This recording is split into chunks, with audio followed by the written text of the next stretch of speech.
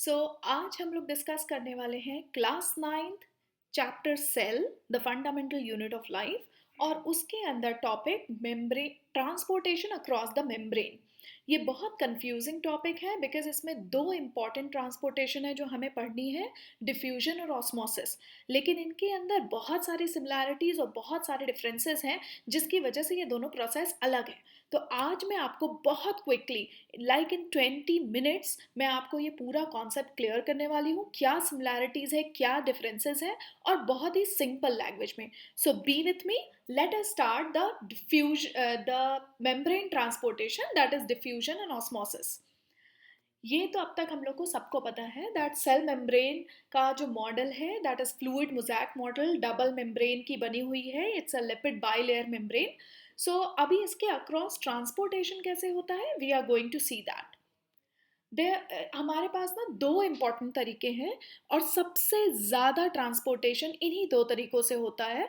एक है आपका diffusion and second is osmosis, right.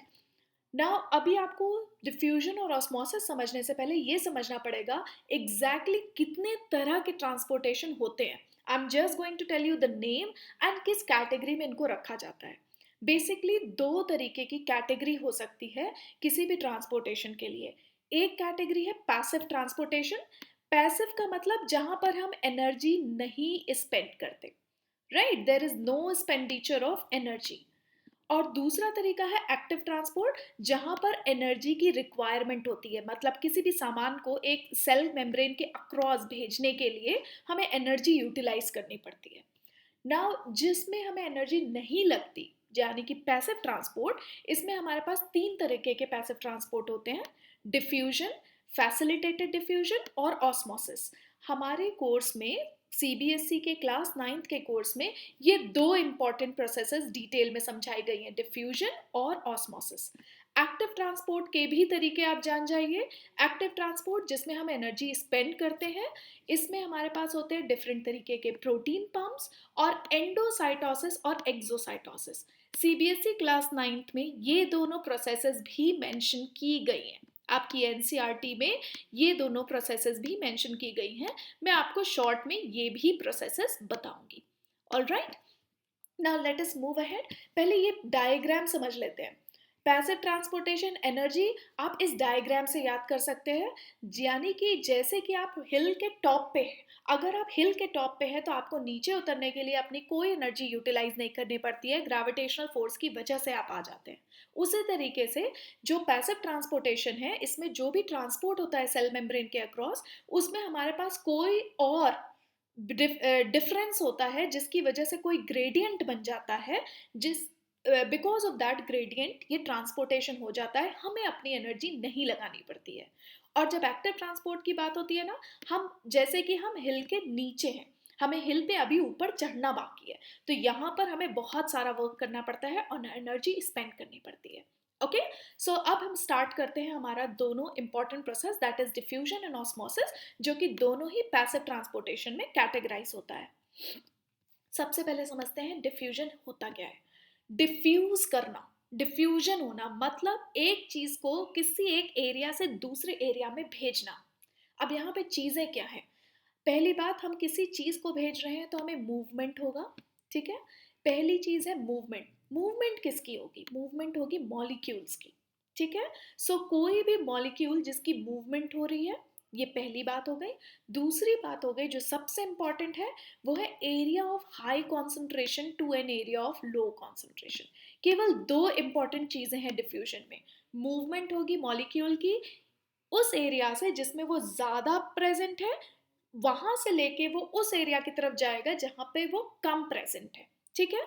जैसे कि अगर मैं आपको छोटा सा एग्जांपल देती हूँ कि अगर आपके पास एक बॉक्स है और एक बॉक्स में एक कोने पे आपके पास यहाँ पर कुछ चीजें हैं, जैसे आपने मान लीजिए कोई गैस है, कोई मॉलिक्यूल है जो कि हाई कॉन्सेंट्रेशन में है, तो सिंपल डिफ्यूजन का मतलब क्या है कि ये यहाँ से निकल के बॉक्स के चारों तरफ के कोने में चला जाएगा जहां पर उसकी कॉन्सेंट्रेशन कम है, ठीक है। अब दूसरी इंपॉर्टेंट बात, क्योंकि हम ये डिफ्यूजन सेल के परसेप्शन से देख रहे हैं, तो सेल हमेशा मेम्ब्रेन बाउंड होती है, तो हम यहाँ पे मेम्ब्रेन को नोट करते हैं, ठीक है, मूवमेंट होगी एक साइड मेम्ब्रेन से दूसरे साइड मेम्ब्रेन से की तरफ, लेकिन अनफैसिलिटेटेड मतलब इसको किसी भी तरीके का एड नहीं मिलेगा। सो इन सिंपल टर्म, मूवमेंट होगी मॉलिक्यूल की ए हाई कॉन्सेंट्रेशन एरिया से लो कॉन्सेंट्रेशन एरिया की तरफ। नाउ अब ये डायग्राम से बिल्कुल क्लियर हो जाएगा। ये आप एक पहला एग्जाम्पल है जिसमें हम देख सकते हैं, इसमें ना मॉलिक्यूल्स ऑफ डाई है, देखो राइट, जैसे कि वाटर ले लिया आपने और आपका वाटर का जो पूरा बीकर है ना, टैंक है, उसको एक सेल मेम्ब्रेन से डिवाइड कर दिया। ठीक है, this is your cell membrane. अब एक तरफ मैंने अगर वहां पे डाई डाला तो क्या होगा, डाई सोल्यूट पार्टिकल है और वाटर सॉल्वेंट है। सॉल्वेंट और सोल्यूट आपने केमिस्ट्री में पढ़ा होगा। सॉल्वेंट वो पार्ट होता है किसी भी सॉल्यूशन का जो ज़्यादा क्वांटिटी में प्रेजेंट होता है, जिसके अंदर सोल्यूट डिसॉल्व होता है। ठीक है, तो आपका वाटर सॉल्वेंट है और सोल्यूट हो गया डाई। डाई मैंने एक तरफ डाली तो इस तरफ के पानी में, मैं इसको अगर ए बोल दूं, इस तरफ के पानी में पूरा डाई हो जाएगा, लेकिन बी तरफ के पानी में कोई डाई नहीं होगा तो कोई कलर दिखाई नहीं देगा। डिफ्यूजन का क्या मतलब है, ये डाई के मॉलिक्यूल ए से बी की तरफ तब तक मूव करेंगे जब तक डाई की कॉन्सेंट्रेशन सेम ना हो जाए। ये आप अपने घर पे भी ट्राई कर सकते हो।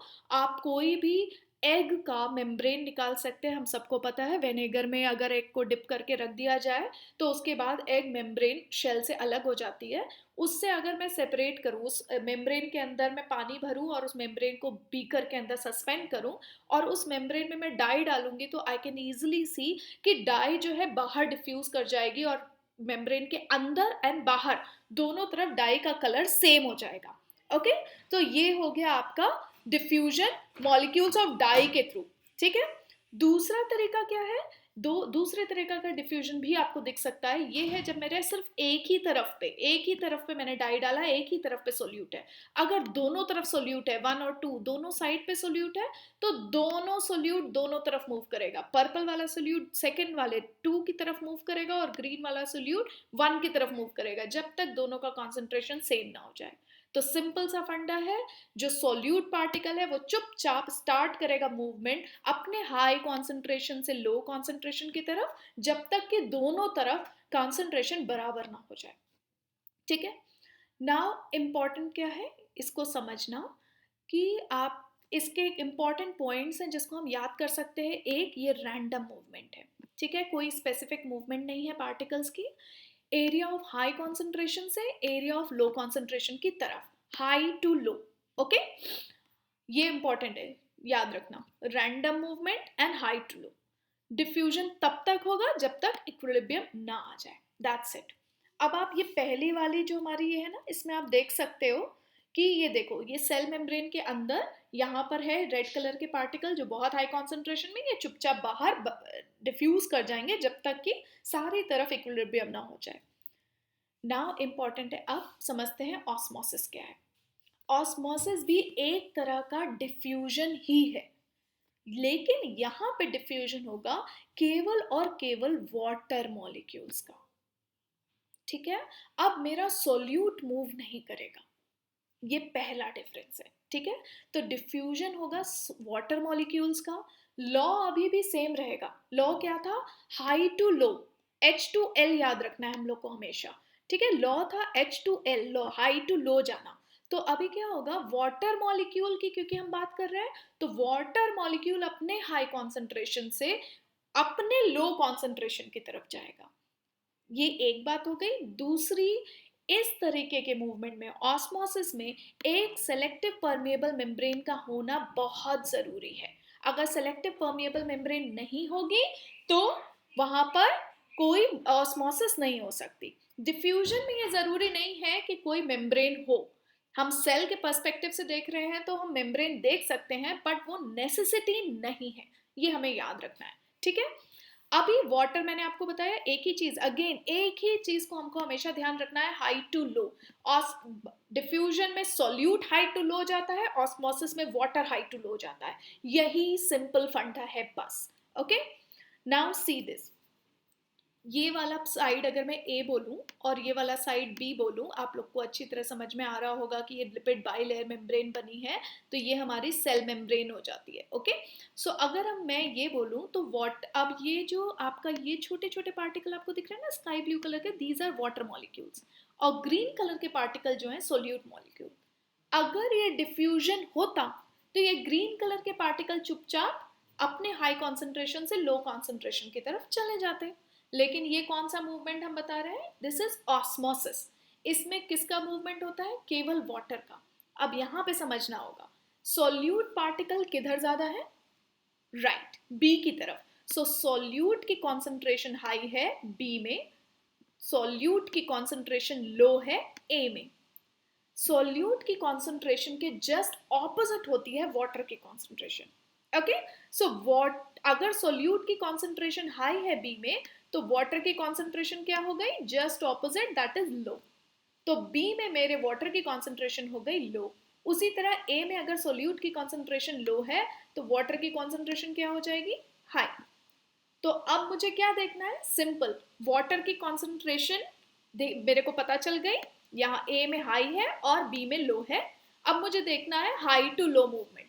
सो ए में अगर वाटर की कॉन्सेंट्रेशन हाई है और बी में लो है, तो हाई से लो की तरफ वाटर मूव करेगा, यानी simple water will start moving from A to B.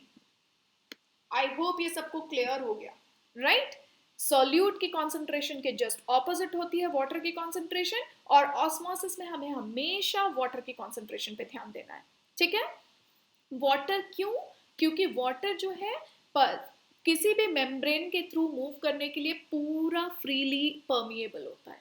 कोई भी सेमी परमिएबल मेम्ब्रेन जो सेल मेम्ब्रेन होती है वो वाटर को रिस्ट्रिक्ट नहीं करती है, तो वाटर आसानी से मूव कर जाता है। लेकिन सोल्यूट पार्टिकल की जब बात आती है, मैक्सिमम सोल्यूट पार्टिकल बहुत बड़े होते हैं साइज में, वो मूव नहीं कर सकते। इसलिए इक्विलिब्रियम बनाने के लिए हम वाटर की मूवमेंट देखते हैं, and that is why osmosis is a very important movement जो इक्विलिब्रियम क्रिएट करता है केवल वाटर की मूवमेंट से।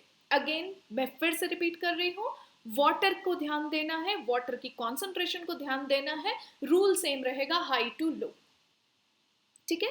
अब बेसिक सबसे इंपॉर्टेंट डिफरेंस जो सबसे ज्यादा कंफ्यूजन क्रिएट करता है, ये डिफरेंस याद कर लीजिए, फिर आपसे कभी गलती नहीं होगी। मूवमेंट की बात करनी है, पहली चीज है मूवमेंट। मूवमेंट सॉल्यूट की होती है डिफ्यूजन में, और ऑस्मोसिस में केवल वाटर की। So water movement happen in osmosis, और सॉल्यूट की मूवमेंट होती है डिफ्यूजन में, सिर्फ ये याद करना है। दूसरा, presence of membrane, semi permeable membrane और प्लाज्मा मेम्ब्रेन नेसेसरी है ऑस्मोसिस में। बिना मेम्ब्रेन के मूवमेंट होगी तो हम उसे ऑस्मोसिस नहीं कहेंगे, लेकिन डिफ्यूजन में ऐसी कोई रिक्वायरमेंट नहीं है। देर हो भी सकती है मेम्ब्रेन, नहीं भी हो सकती है, दोनों सिचुएशन में हम उसको डिफ्यूजन कह सकते हैं, बशर्ते डिफ्यूजन किसका हो रहा हो, सोल्यूट का हो रहा हो, ठीक है। ये डायग्राम में भी आप क्लियरली देख सकते हैं, ये ब्राउन कलर के पार्टिकल जो है ये आपके सोल्यूट पार्टिकल है। अगर सोल्यूट पार्टिकल मूव कर रहा है तो ये डिफ्यूजन है, और इधर डायग्राम में देखिए ये ब्लू कलर के पार्टिकल सोल्यूट पार्टिकल है, और ये स्काई ब्लू सोल्यूशन जो है ये वाटर है या सॉल्वेंट है। तो अगर वाटर आपका मूव कर रहा है तो ये ऑस्मोसिस है। This is the only basic difference, ठीक है। अब इसको एक और तरीके से समझ सकते हैं, अगर कोई ग्लास की यू ट्यूब ले लेते हैं और उसको मैं आम को नाम दे देती हूँ ए एंड बी अगेन, तो आप क्लियरली देख सकते हो सोल्यूट का कॉन्सेंट्रेशन किधर ज्यादा है, बी में ज्यादा है, राइट। सोल्यूट ज्यादा हुआ तो वाटर क्या हो गया, just opposite to it, low. Similarly A में सोल्यूट कैसा है, सोल्यूट हमारा लो है, और वाटर कैसा हो गया, वाटर हो गया हाई। तो अब मूवमेंट किधर से किधर होगी, हाई टू लो। सो ये देखो वाटर की मूवमेंट होगी ए टू बी, और थोड़ी देर बाद जब हम इस यूट्यूब को वापस देखेंगे तो हमें बी आर्म में पानी का लेवल बढ़ा हुआ दिखाई देगा, ठीक है। This is the basis of osmosis. अब दूसरी चीज होती है टॉनिसिटी। टॉनिसिटी एक रिलेटिव टर्म है, ठीक है। कभी भी कि कोई एक सॉल्यूशन हाइपो या हाइपरटोनिक नहीं हो सकता, हम कभी भी रिलेटिव दो चीजों को कंपेयर कर रहे हैं तभी हम इन टॉनिसिटी को देख सकते हैं। तीन तरीके की टॉनिसिटी हमें दिखती है कंपैरिजन में। एक हो सकता है हाइपोटोनिक सोल्यूशन, दूसरा हो सकता है हाइपरटोनिक सोल्यूशन, और तीसरा हो सकता है आइसोटोनिक सोल्यूशन। हाइपोटोनिक सोल्यूशन, यहाँ पे बहुत कंफ्यूजन होती है क्योंकि मैंने अभी आपको सोल्यूट और वाटर की कॉन्सेंट्रेशन बताई, तो इसको बहुत ध्यान से सुनना है। हाइपोटोनिक सोल्यूशन का मतलब होता है वो सोल्यूशन जिसमें सोल्यूट की कॉन्सेंट्रेशन लो है, राइट? तो यहाँ पे वाटर की कॉन्सेंट्रेशन की अभी हम बात नहीं कर रहे, अभी हम बस ये बोल रहे हैं कि अगर कोई सोल्यूशन हाइपोटोनिक है तो इन कंपैरिजन वो सोल्यूशन में सोल्यूट की क्वांटिटी कम होगी। जस्ट ऑपोजिट टू इट, अगर कोई सोल्यूशन हाइपरटोनिक है तो उसमें सोल्यूट की कॉन्सेंट्रेशन हाई होगी, ठीक है? और तीसरा है आइसोटोनिक, इसका मतलब दोनों सॉल्यूशन में सोल्यूट की कॉन्सेंट्रेशन सेम है। अभी हमने सिर्फ सोल्यूट की बात की है, ठीक है? अब यहाँ पे समझते हैं हम कि एग्जैक्टली कैसे मूवमेंट होती है हाइपरटोनिक, हाइपोटोनिक और आइसोटोनिक में। अब मान लीजिए आपकी सेल है, एनिमल सेल, प्लांट सेल, ठीक है, इसको हम डालते हैं किसी तरीके के सॉल्यूशन में। आपकी सेल के अंदर साइटोप्लाज्म है, उसमें बहुत सारे सोल्यूट डिसॉल्व है, तो एक तरीके का सॉल्यूशन एग्जिस्ट करता है सेल के अंदर भी, ठीक है? तो पहली कंडीशन हम लेके चलते हैं हाइपरटोनिक सॉल्यूशन। अब हम कंपैरिजन किसका कर रहे हैं? कंपैरिजन कर रहे हैं सेल के अंदर के एनवायरनमेंट को और सेल के बाहर के एनवायरनमेंट को। मैंने एक बीकर के सॉल्यूशन में एक एनिमल सेल को डिप किया। अब अगर मेरे एनिमल सेल के अंदर सोल्यूट की कॉन्सेंट्रेशन कम है और उसके कंपैरिजन में सॉल्यूशन में सोल्यूट की कॉन्सेंट्रेशन ज़्यादा है, तो इस तरीके के सॉल्यूशन को हम कहते हैं हाइपरटोनिक सॉल्यूशन। क्योंकि अभी मैंने क्या बोला, सोल्यूट की कॉन्सेंट्रेशन ज़्यादा होनी चाहिए तभी हम उसको हाइपरटोनिक कहेंगे। अगर कोई कहता है हाइपरटोनिक सॉल्यूशन तो इसका मतलब है वो सोल्यूट उस सॉल्यूशन में ज़्यादा होगा। तो ये सॉल्यूशन हो गया हाइपरटोनिक सॉल्यूशन जिसमें सोल्यूट ज़्यादा है, जिसमें मैंने सेल डिप किया। अगेन हम सेम रूल को फॉलो करेंगे। अगर सोल्यूट लो है तो वाटर क्या हो जाएगा? Opposite to it, high, right? अगर वाटर हाई यहाँ पे है तो यहाँ पे वाटर क्या हो जाएगा? सोल्यूट हाई है तो water low. Same rule follow होगा। Water from high concentration to low concentration will start moving. तो हाई से लो होगा वाटर, दैट मीन्स सेल से वाटर बाहर निकलेगा। तो जब भी किसी सेल को हाइपरटोनिक सॉल्यूशन में डिप किया जाएगा तो सेल से पानी बाहर आएगा। सेल से पानी बाहर आने लगेगा तो ऑब्वियसली सेल क्या करेगी? श्रिंक कर जाएगी, ठीक है? तो एनिमल सेल श्रिवल्ड हो जाएगी। क्या होगा प्लांट सेल के साथ?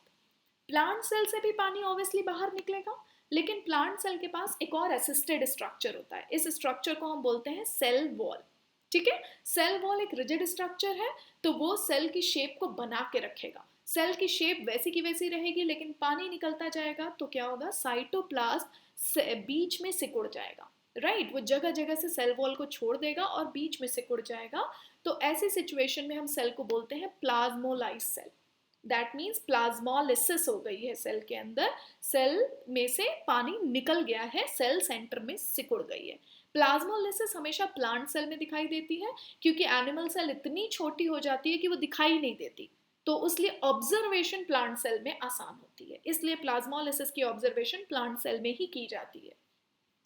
सेकेंड टाइप का सोल्यूशन है आपका आइसोटोनिक सोल्यूशन। आइसोटोनिक सोल्यूशन में बहुत सिंपल है, कॉन्सेंट्रेशन सोल्यूट की दोनों तरफ बराबर होगी, ठीक है? दोनों तरफ बराबर होगी, इसका ये मतलब नहीं है कि वाटर कहीं मूव नहीं करेगा। आप याद रखो, मैंने बोला था आपको वाटर किसी भी सेल मेम्ब्रेन को क्रॉस करने के लिए फ्रीली परमिएबल होता है।